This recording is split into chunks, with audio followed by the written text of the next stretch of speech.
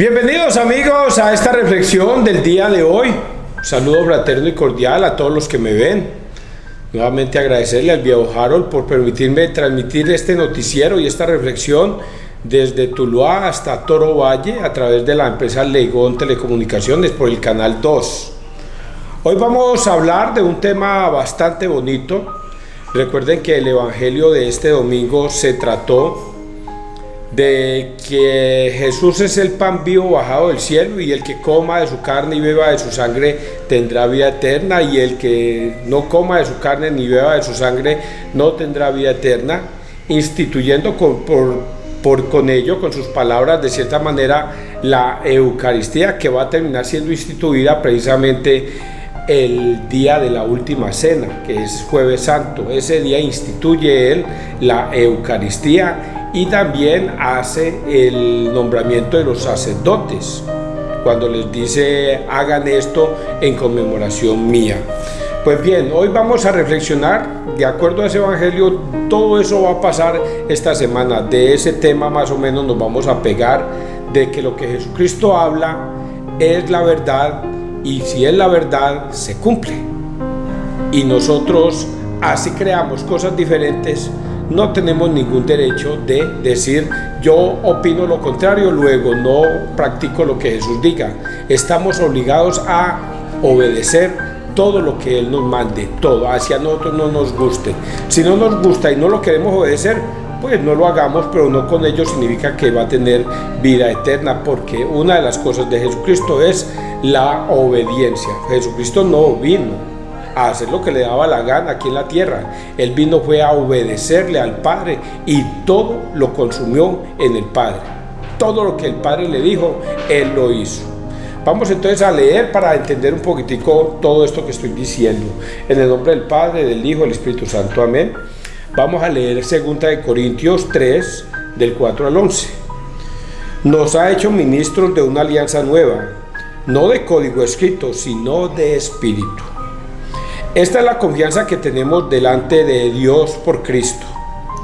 No que por nosotros mismos seamos capaces de atribuirnos cosa alguna como propia nuestra, sino que nuestra capacidad viene de Dios, el cual nos capacitó para ser ministros de una nueva alianza, no de la letra, sino del espíritu, pues la letra mata más, el espíritu da vida. Pues la letra mata más, el espíritu da vida. Que si el ministerio de la muerte, grabado con letras sobre tablas de piedra, resultó glorioso hasta el punto de no poder los hijos de Israel fijar su vista en el rostro de Moisés a causa de la gloria de su rostro, aunque pasajera, ¿cuánto más glorioso no será el ministerio del Espíritu? Efectivamente, si el ministerio de la condenación fue glorioso, con mucha más razón lo será el ministerio de la justicia, pues en este aspecto no era gloria aquella glorificación en comparación de esta gloria sobreeminente. Porque si aquello que era pasajero fue glorioso, cuánto más glorioso será lo permanente. Palabra de Dios, te alabamos a ti, Señor Jesús. Es muy difícil leer e interpretar las escrituras por nuestra propia cuenta, porque nosotros nos podemos equivocar al leer.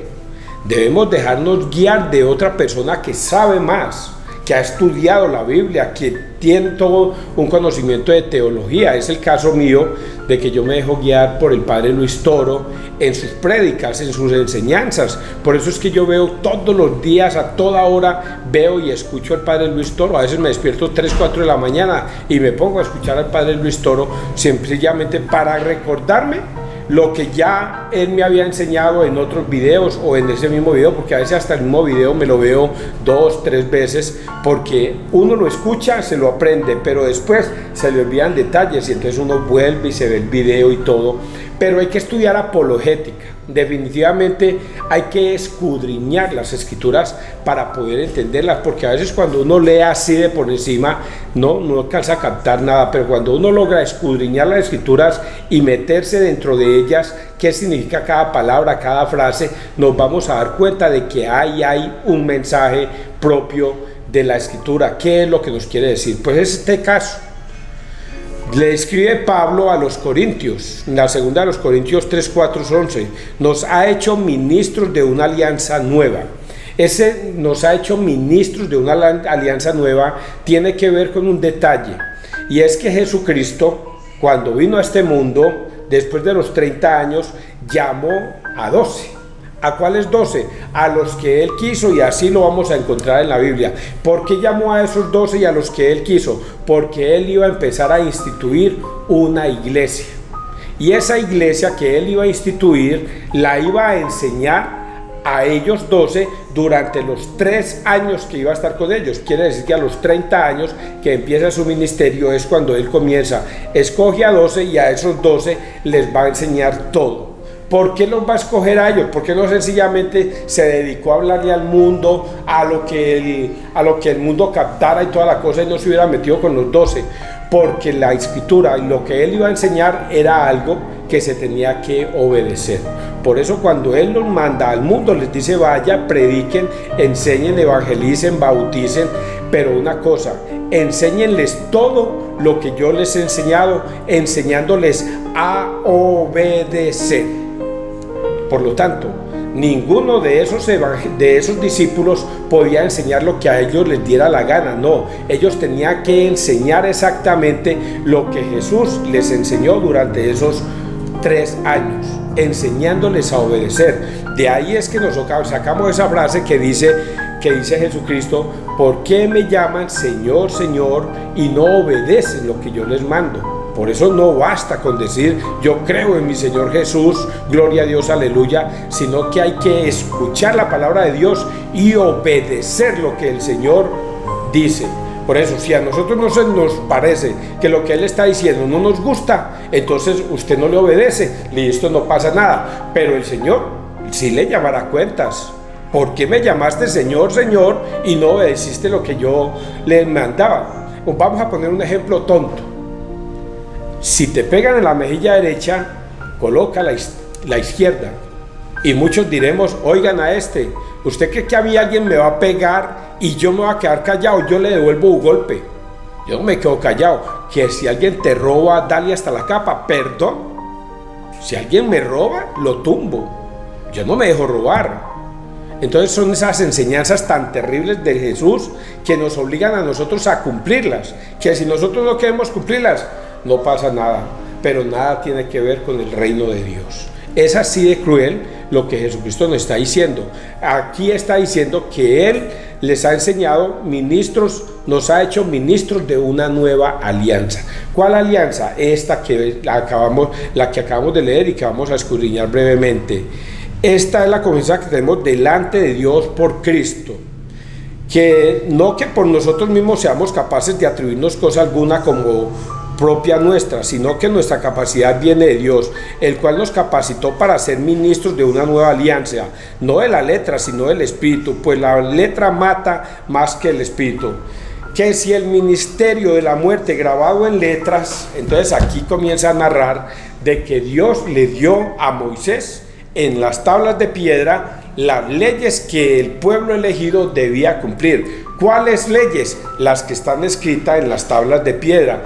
¿Quién se las dio? Dios. ¿Y qué dicen esas tablas de piedra? Los 10 mandamientos. Y entonces esos 10 mandamientos, ese pueblo elegido sencillamente comenzó a aplicarlo a su vida, a aplicarlo, y ellos se sentían gloriados en que tuvieran esas leyes para ellos cumplirlas, y creían salvarse con esas letras, con esas leyes, creían salvarse a tal grado de que las cumplían de una manera exagerada que hasta se inventaron.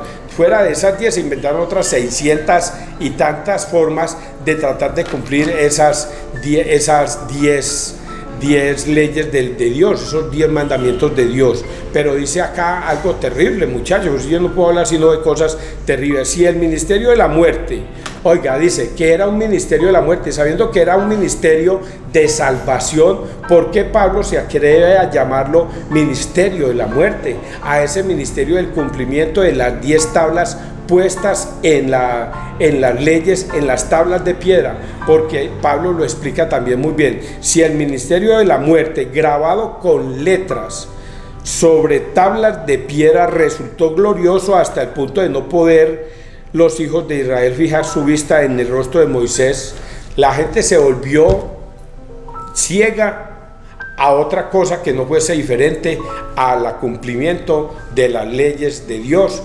puestas o impuestas en una tabla de piedra. Pero ¿cómo le llama Moisés a esas, le llama Pablo a esas leyes? Ministerio de la muerte. ¿Por qué ministerio de la muerte? Porque de esos 10 mandamientos nadie era capaz de cumplirlos. Si le cumplía 9 y desobedecía 1, era como si hubiera fallado en todos. Luego terminaba en la muerte. Entonces no hubo una sola persona de ese Antiguo Testamento que cumpliera la ley de Dios, porque todos morían. Por eso es que Pablo le llama ministerio de la muerte, porque ni uno solo fue capaz de cumplir con esos mandamientos. Nadie. Todo el que fallara en uno solo moría en todos. Pero entonces agrega Pablo otra cosa muy linda, que si el ministerio de la muerte, grabado con letras sobre tablas de piedra, resultó glorioso hasta su vista de Moisés a causa de la gloria de su rostro, aunque pasajera, cuánto más glorioso no será el ministerio del Espíritu. Efectivamente, si el ministerio de la condenación fue glorioso, con mucha más razón lo será el ministerio de la justicia. ¿Quién viene a imponer el ministerio de la justicia?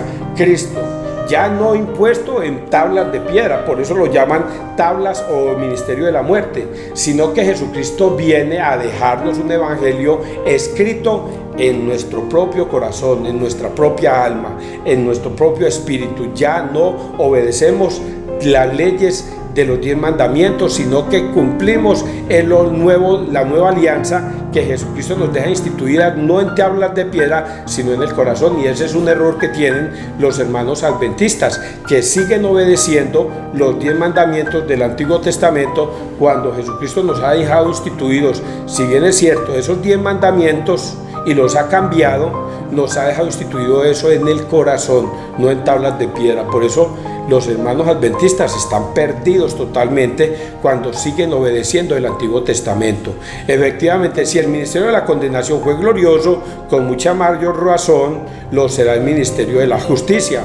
Pues en este aspecto no era gloria aquella glorificación en comparación de esta gloria sobreeminente, porque si aquello que era pasajero fue glorioso, cuánto más glorioso será lo permanente. Y vamos a seguir leyendo para lograr entender qué es lo que Jesús nos está diciendo esto, y por eso vamos a ponerle mucho cuidado a este salmo. Yo les he dicho a ustedes que las lecturas, todas tres tienen una concordancia impresionante, hablan de un solo tema o de dos temas, pero todas tres lecturas o 4 lecturas tienen siempre el mismo tema. Eso es una de las sabidurías de la Iglesia Católica, que nos enseñan Antiguo Testamento, Nuevo Testamento, y todo nos lo une en un mismo tema. Salmo 98. Santo eres, Señor Dios nuestro. El Señor reina también las naciones. No, el Señor reina. Tiemblen las naciones, sentados sobre querubines, vacile la tierra. El Señor es grande en Sión, encumbrado sobre todos los pueblos. Reconozcan tu nombre grande y terrible, Él es santo. Reinas como poder y amas la justicia. Tú has establecido la rectitud. Tú administras la justicia y el derecho. Tú actúas en Jacob. Ensalzad al Señor Dios nuestro, postrados ante el estrado de sus pies. Él es santo. Moisés y Aarón, con sus sacerdotes Samuel, con los que invocan su nombre, invocaban al Señor y Él respondía. Dios les hablaba desde la columna de nube. Oyeron sus mandatos y la ley que les dio. Señor, Dios nuestro, tú les respondías. Tú eras para ellos un Dios de perdón y un Dios vengador de sus maldades. Ensalzad al Señor Dios nuestro, postrados ante su monte santo. Santo es el Señor nuestro Dios. Y vamos a leer a Mateo 5, 17, 19. No he venido a abolir la ley, sino a dar plenitud. Terrible lo que voy a leer, muchachos. Yo no sé por qué a mí se me parece todo tan terrible. Tan terrible. Porque si nosotros no cumplimos las leyes, los mandatos, preceptos, normas del Señor, no obedecemos, no tendremos vida eterna. Por eso vamos a leer este escrito que a mí me parece terrible. En aquel tiempo dijo Jesús a sus discípulos: no creáis que he venido a abolir la ley y los profetas. No he venido a abolir, sino a dar plenitud. Os aseguro que antes pasarán el cielo y la tierra que deje de cumplirse hasta la última letra o tilde de la ley.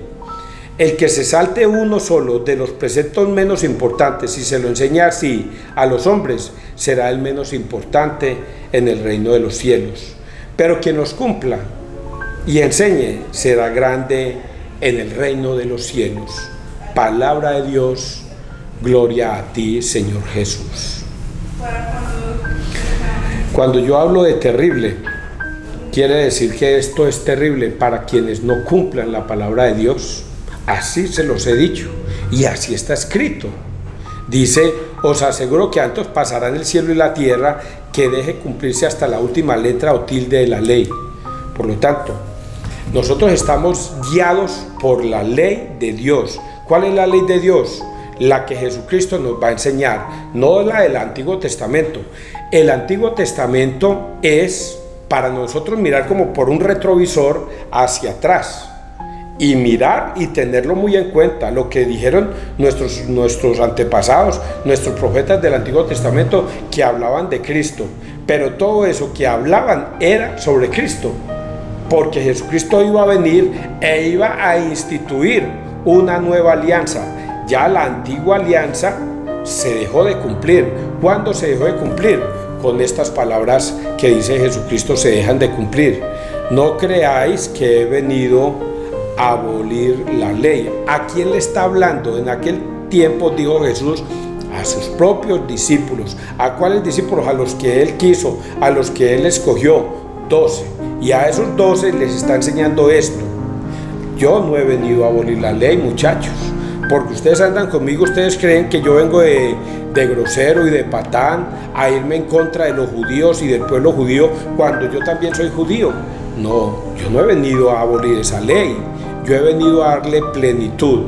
¿Y cómo le voy a dar plenitud? A obedecer todos los 10 mandamientos que en el Antiguo Testamento Dios colocó en tablas de piedra allá en el monte Sinaí. Y Él ha venido a darle pleno cumplimiento. Le da pleno cumplimiento a todas. ¿Hasta qué momento? Hasta el momento en que Él está en la cruz y dice esas últimas palabras: todo se ha consumado, y muere.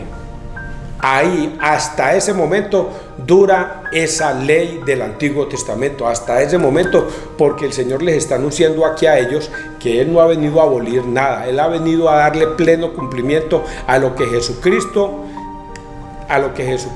ha venido y que Dios había puesto en tablas de piedra como cumplimiento, pero como no había ningún hombre que fuera capaz de cumplirla, entonces ahí es cuando Jesucristo se entrega a Él como el Cordero de Dios para dar salvación al mundo entero.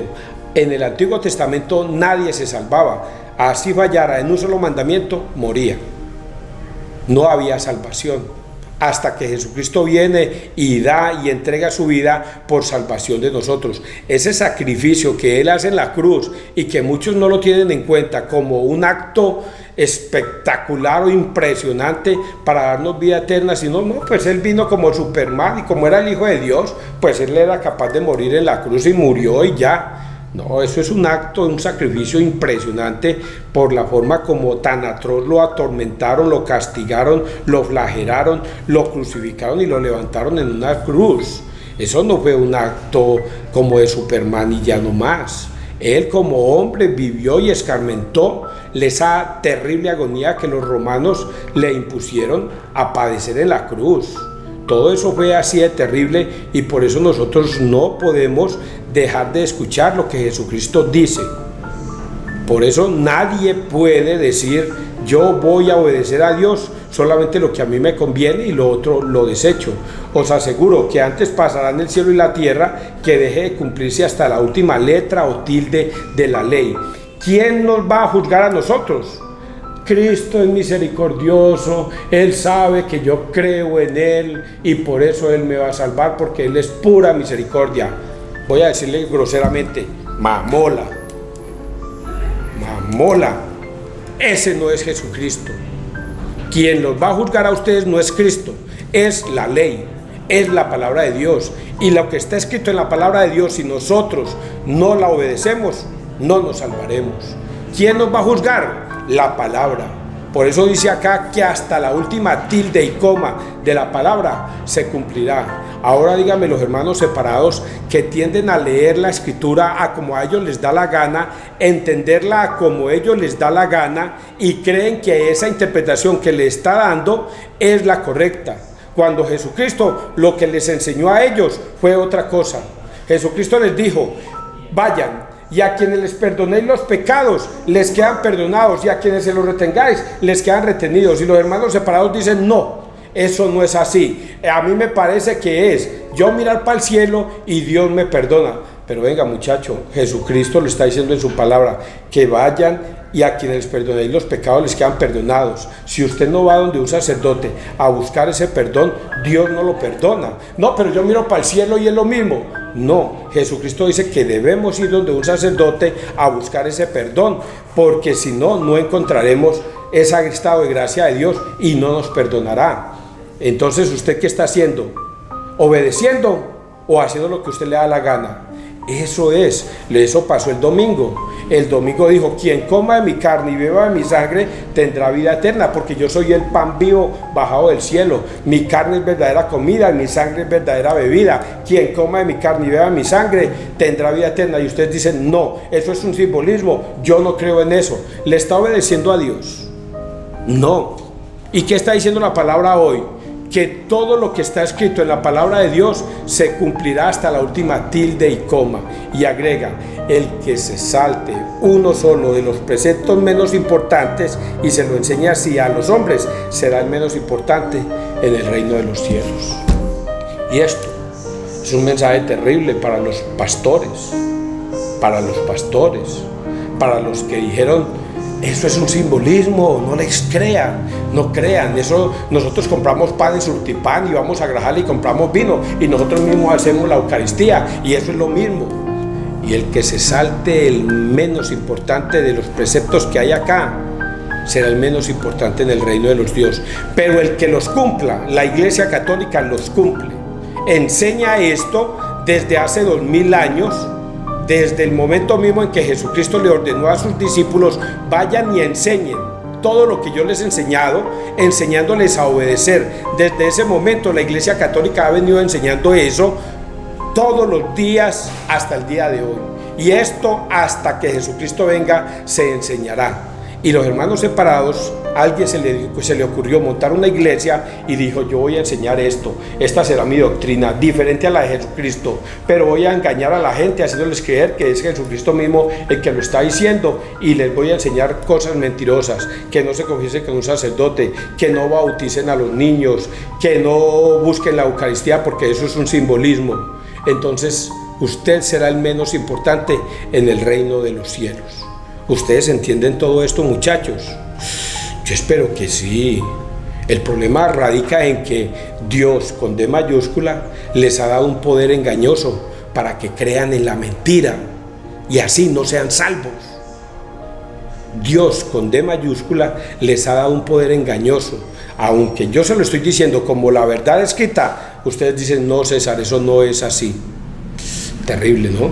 Que Dios te bendiga, que Dios nos bendiga donde quiera que todos estemos.